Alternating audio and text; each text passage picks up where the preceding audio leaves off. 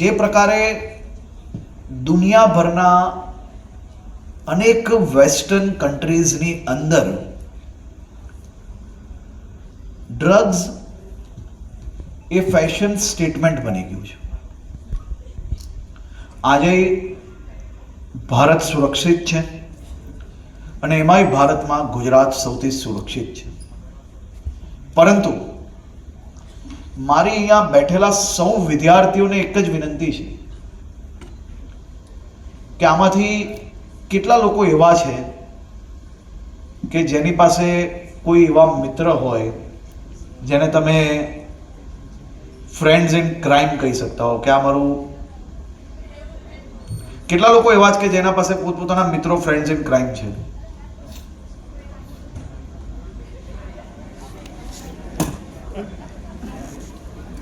Friends in crime કોણ હોવું જોઈએ?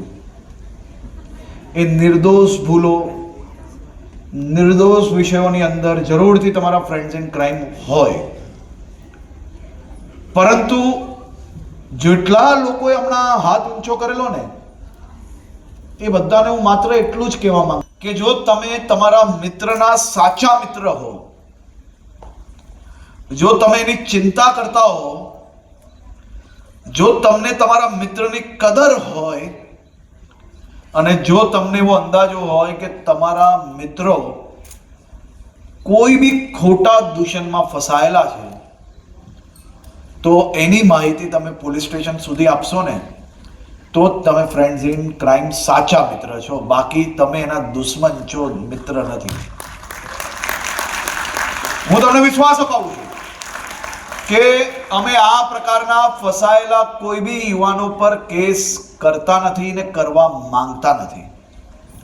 અમે એમની પાસે સાચી માહિતીઓ લઈને જે લોકો એમને આ દૂષણમાં ફસાવે છે ને એવા લોકોને સીધા કરવાનું કામ કરીએ છીએ. તો મારી આપને વિનંતી છે કે આવી કોઈ બી માહિતી આપને મળે તો આપ જરૂરથી શેર કરજો. શેર કરશો તો તમે એક જણના જીવન બચાવવાનું પુણ્ય તમને જરૂરથી મળશે.